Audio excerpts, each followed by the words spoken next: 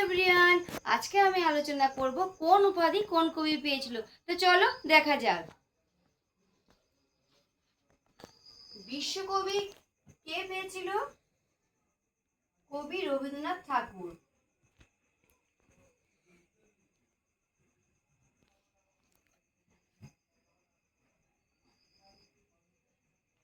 মহাকবি বলা হয় কালিদাসকে।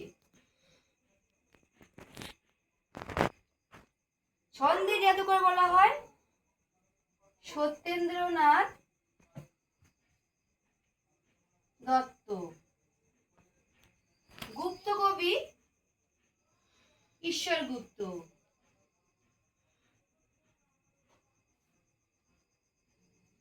ভোরের কবি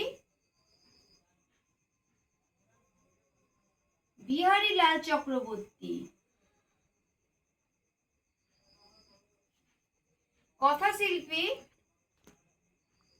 শরৎচন্দ্র চট্টোপাধ্যায়।